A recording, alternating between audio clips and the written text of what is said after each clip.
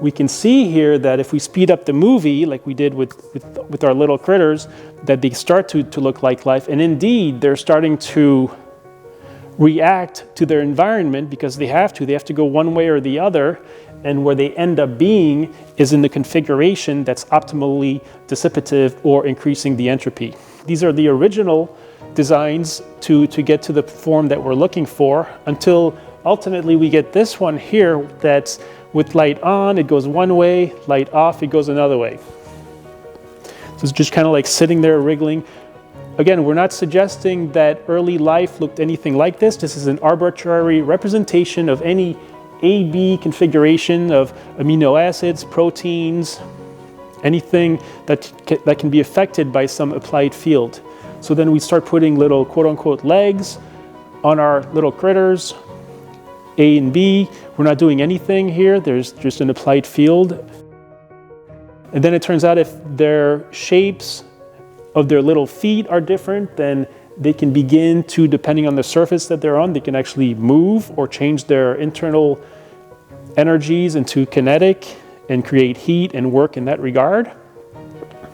So obviously a human had a lot to do with this design. So it's an arbitrary example. And here we even have them going up a column directly against gravity. The only thing powering them, again, is an oscillating energy field. So that's the goal. That's the setup to see what happens if maybe we have multiple of these now under different conditions, different fields. And what do you do when you're in a pandemic and locked up and you have a lot of time? You build many of them and then you race them. And by racing, we're saying, let's see what happens if we apply a field to all of them. They're intended to be built the same way, but they're slightly different from one another, just like primordial life or pre-life. And so then we kind of let it run. The idea is that it's a positive feedback mechanism where we don't know where the end product is going to look like.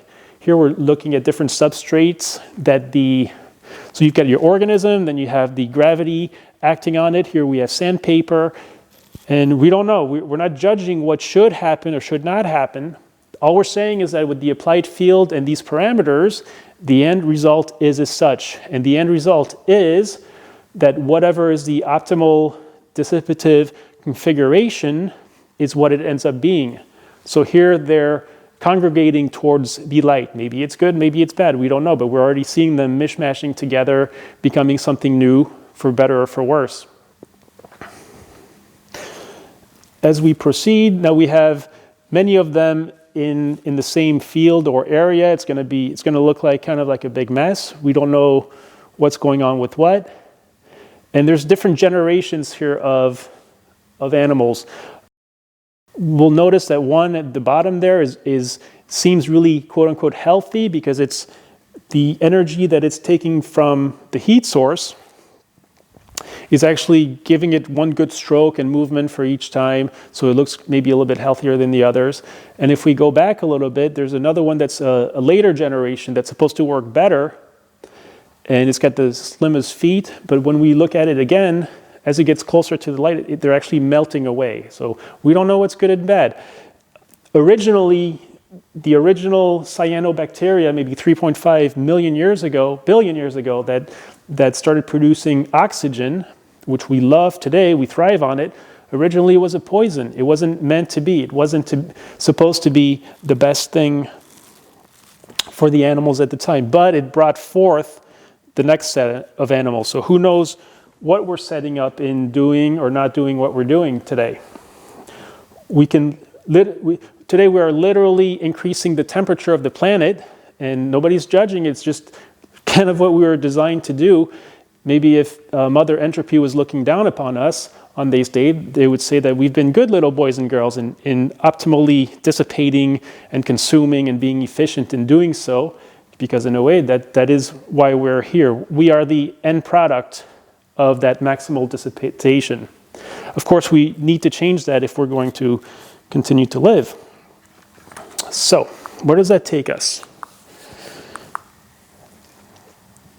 So we might say, okay, great, you've got a cute little experiment, David, and so what does that have to do with the origination of life? Because here we're applying a field on and off, heat lamps in this case, the same ones that are kind of keeping me less than freezing here, a little bit better than freezing. But what parameter in the origin 4.5 billion years ago is comparable to these heat lamps going on and off? Where are we going to get, say, 173 trillion watts, 1,000 trillion watts on a consistent basis for, in this case, for 700 million years consistently acting on a whole planet? And so this is where I had my eureka moment, you might say, and it reminds me of this scene from Back to the Future that I like a lot. Right, Doc, but according to this map, there is no bridge. Well, Doc, we can scratch that idea. I mean, we can't wait around a year and a half for this thing to get finished. Marty, it's perfect. You're just not thinking fourth dimensionally. Right, I have a real problem with that.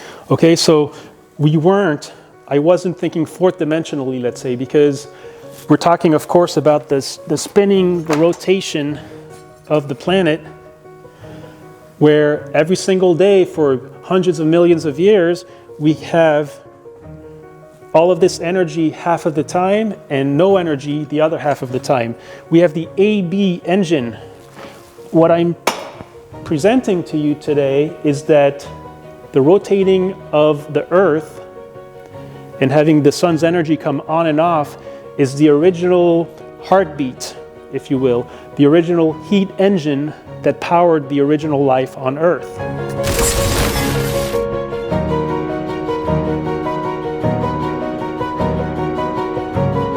Today I would like to propose to you a new theory and working model on the origin of life.